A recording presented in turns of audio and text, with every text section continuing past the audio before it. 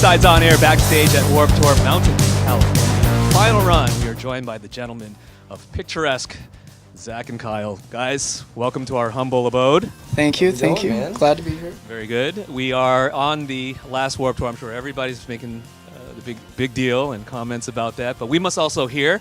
I'm more curious about the first Warped Tour experience you ever had, whether it be as a 12, 11, 13-year-old. Who was the band that brought you out to Warped Tour as a fan? Well, our first Warped Tour, we actually went to hang out with our manager. Or at least my first one. No, he'd been before, but yeah, I didn't go until I was like 24. Yeah, so my first Warped Tour was in 2007 with my cousin, who's now doing merch with us. So in 2007, he said, hey, you play guitar. I wasn't in a band or anything. He said, if you play guitar. He said, if you ever play Warped Tour, you have to bring me out. And here we are in 2018, 11 years later, and I called him and I was like, hey, I'm on Warped Tour this year. He's like, who you got doing merch? So he's out, he's hustling for tips. But no, Paramore was the band that brought me out. It was back in there, it might have been 2008, but I'm almost positive it was 2007. I have the old Razor flip phone pictures, but it was, they were on the Riot record, and they were just crushing it, and they were fantastic. What are the things that you picked up from writing the last album? Because it seemed like it was quite an emotionally charged material. Yeah, it was. I don't know.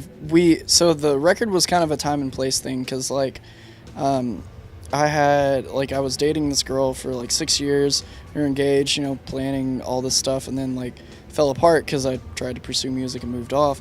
But the thing I learned is just kind of try to keep it real.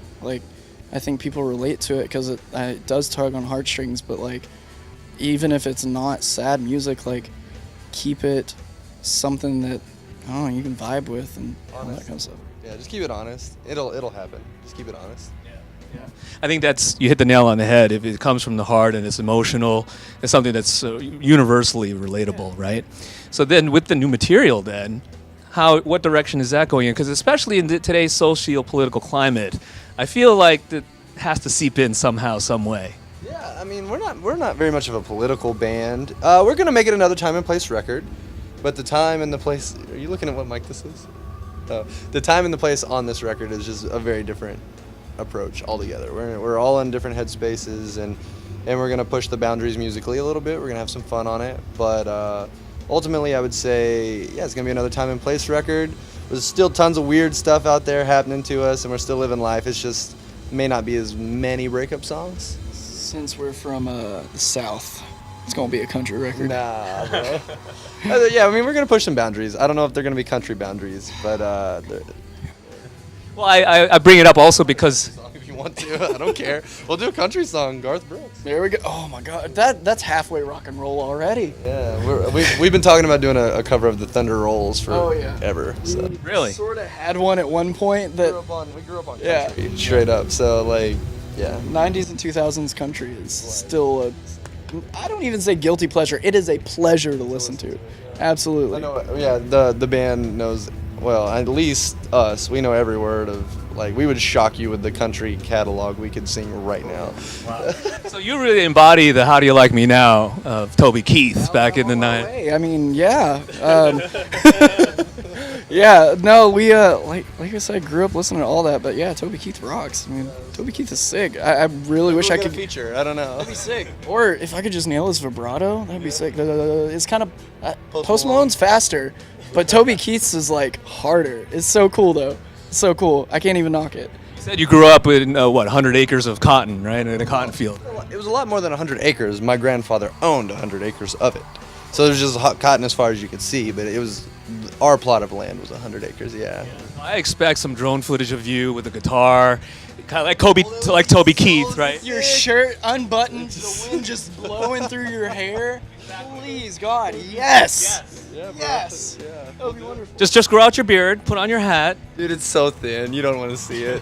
It would be so. I would belong in the middle of a cotton field with a shirt open if I grew this thing out. Please remember that for your next video. That's like a small clip.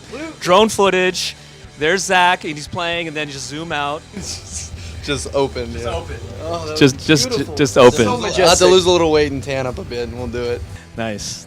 Well, great to have you on the tour. We look forward to the set. good luck with the album. Can't wait to hear the new stuff. Yeah, we just we released Dead Flowers, which is kind of a mid-cycle single, but yeah, we might explore that sound a little more. So you might check that song out. It'll tie you over until we have a record ready to go. Until the thunder starts rolling. Until the thunder rolls, baby. Yeah. That's another Southern saying, what have you. It's a Garth Brooks song, but yeah. I'm not a Garth Brooks fan, so Okay, it's okay. Well, it's fine. you're going to drop all these Garth Brooks references. And It's fine. The rest of the world will get it. those that have 100 acres of cotton, they'll be like, yep, that's Zach. The real Americans will get it. Appreciate your time, guys. Yeah, it's the guys from Picturesque at Warped Tour 2018. It's B-Sides on Air.